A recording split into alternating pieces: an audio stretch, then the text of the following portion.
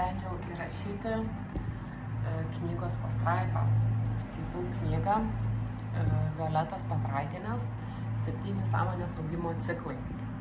Knygą pradėsiu skaityti ne nuo pradžių, tiesiog noriu pasidalinti žinutėmis iš bet kokio puslapio. Šį kartą skyrius bus apie Atlantidą. Pažeminus vibracijas susiformavo Atlantida. Naujas žemynas, gabus, protingi, laisvi ir energingi žmonės. Žeminant vibraciją šioje civilizacijoje žmogaus organizmas buvo šiek tiek pakeistas. Konkarežinė liauka prarado savo ankstesnę formą. Ji užėmė mažiau vietos nei lemūrų galvose. Tai reiškia, kad įgimtas ryšys su aukščiausiaja sąmonė tapo dar labiau apribotas. Suvokti ir įgyvendinti aukščiausią sąmonę darėsi vis sunkiau. Tada labai išsivystė proto jėga, buvo suaktyvinta smegenų veikla. Pasipylė įvairūs išradimai, moksliniai bandymai. Kultūra, mokslas klestėjo, kol buvo peržengta pagarbos gyvybei riba. O tai buvo padaryta lengvai, nes žmogus nebijojo artimo ryšio su kūrėju. Jis save atskyrė nuo aukščiausios sąmonės. Žmogaus sąmonė smuko, nors protas ir klestėjo. Sąmonė tai Dievo dalis.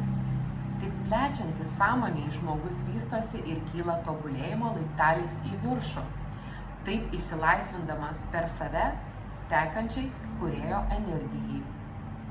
Skirtumas tik tas, ar žmogus tai daro sąmoningai, ar blokuoja savo raidą neteisingais sprendimais. Atlantidos gyventojai paneigė Dievo egzistavimą, jie iškėlė save kaip visatos valdovus. Nors negalėjo paneigti fakto, kad visatoje egzistuoja ir kiti pasauliai. Retkarčiais juos aplankydavo aukštesnės kosminės būtybės. Jos mėgino aiškinti tiesą, bet kam ji reikalinga, kai naujai susidariusi žmogaus sąmonės struktūra, tai yra ego, nenori jos girdėti. Ego susiformavo Atlantidos laikais ir ten įgavo savo jėgą. Todėl gyvenimas vadovavosi tik protu, užsigimė asmeniškumas, individualumas, aš esu, kas esu kūrėjas. Žmogus paneigė teiginį, aš esu, kas esu, nes tuomet būtų tekę pripažinti, kad mane kažkas sukūrė, o jeigu mane kažkas sukūrė, to kažko idėją ir turėčiau skleisti. Tai neteko galingam žmogui proto ir jis įtikėjo mintimi aš esu. Taip žmogaus ryšys su aukščiausiaja sąmonė dar labiau nusilpo ir žmogaus struktūros energijos smuko iki žemiausio lygmens. Taip išnyko Atlantida ir prasidėjo naujas žmogaus gyvenimo etapas. Iš naujo vystėsi smegenys, iš naujo buvo mokami naudoti žmogui paliktų instrumentų, tai yra protų, nes protas susietas su materialumu, o sąmonė su nematerialumu. Visgi kartu buvo išsaugota galimybė jausti meilę, artumą ir bendrumą. Ėjo tūkstančiai metų, žmogus tobulėjo, jo kūnas vystėsi, prisitaikė prie žemės aplinkos. Jis tapo žemesnis, sunkesnis, grubesnis ir labiau pažeidžiamas, nes aplinkoje vyravo negatyvumas. Atsirado 2 lygiateisės srovės – gėris ir blogis.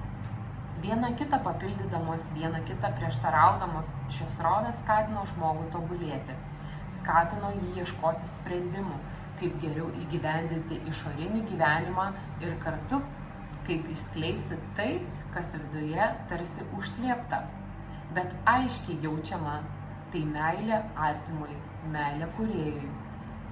Protas aiškiai nesuvokia, kas yra kūrėjas, kas yra Dievas, bet jautė pagarbą tam, kas buvo aukščiau už jį. Žmogus pradėjo suvokti, jog yra kažkas daugiau, nei tik protas, jo valia, nes likimas daug kartų sustabdydavo žmogų, pakeisdavo jo lūkesčius, jo tikslus. Žmogus pradėjo suvokti, kad ne viskas nuo jo priklauso, o jeigu ne, vadinasi yra kažkas galingesnis. Taip pradėjo ieškoti, ką galėtų garbinti – saulę, mėnulį, žemę, gamtą, garbino savo sukurtus dievus. Taip žmogaus valia, aukščiausiasis protas buvo padalytas į daugybę dievų. Aukščiausiasis protas, kaip buvo, taip ir yra vienas ir nedalomas. Bet žmogus to negalėjo suvokti, bent jau dėl to, kad nepažino visos žmonijos gyvenimo.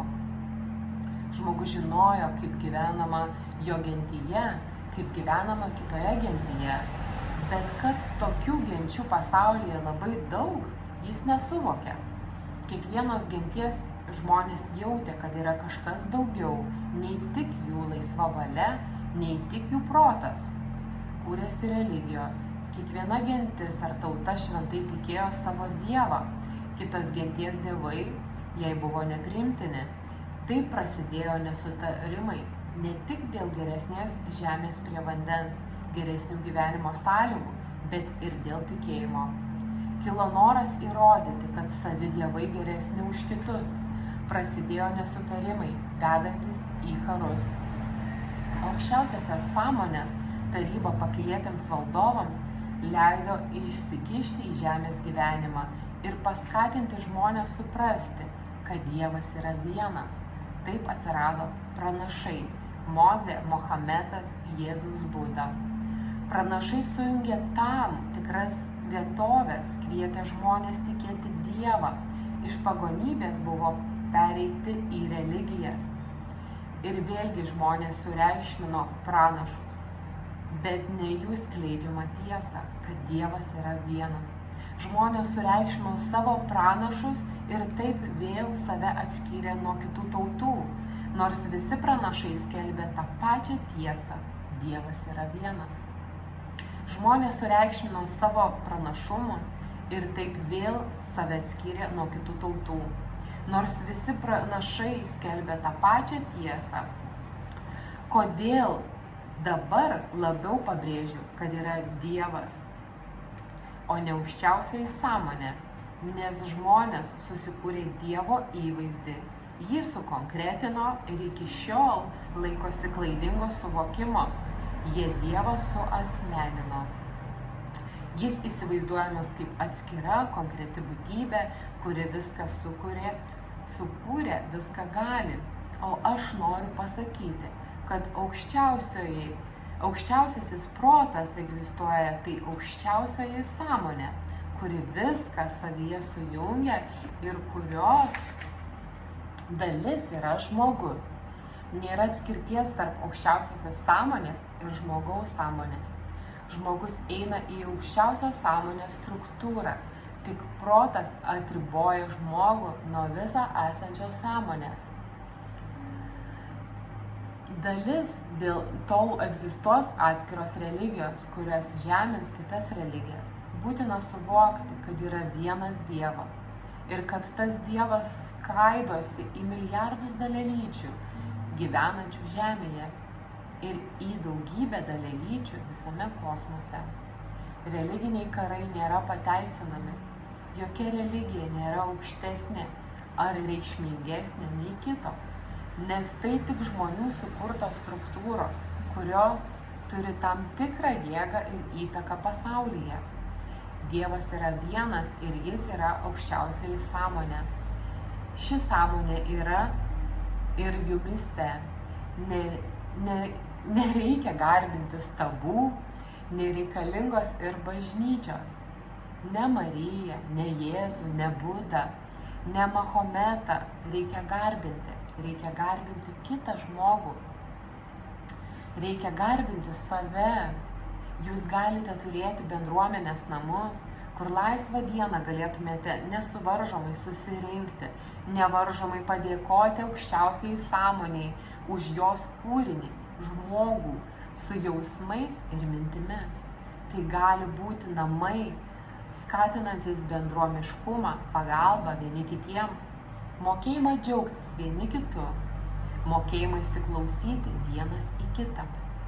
Bažnyčia turėtų tapti džiaugsmo, paguodos, supratimo namais, kur kiekviena atskirta dieviška dalelytė susilietų su kita atskirta dieviška dalelytė ir aukščiausiosios sąmonės skleidžiama ugnis stiprėtų, kiltų vibracijos, skleistųsi meilė ir gerumas.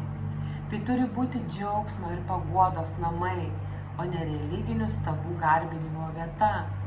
Jėzus nesteigė bažnyčių, Buda nesteigė bažnyčių. Jie sukūrėte jūs, žmonės, savo protų, savo norų garbinti tai, kas apčiuopiama. Aukščiausioji sąmonė nėra apčiuopiama, bet ji yra jumyse ir kitame žmoguje. Vienodai svarbus esate visi, vienodai reikšmingi esate visi, privalote išmokti gerbti vieni kitus, padėti vieni kitiems, įvertinti vieni kitų gyvenimus, nes tiek kitas žmogus išreiškia aukščiausią sąmonę, tiek jūs patys ją išreiškiate. Labai gražu. Tad mylėkime vieni kitus, gerbkime vieni kitus. Iki kitų susitikimų. Ačiū.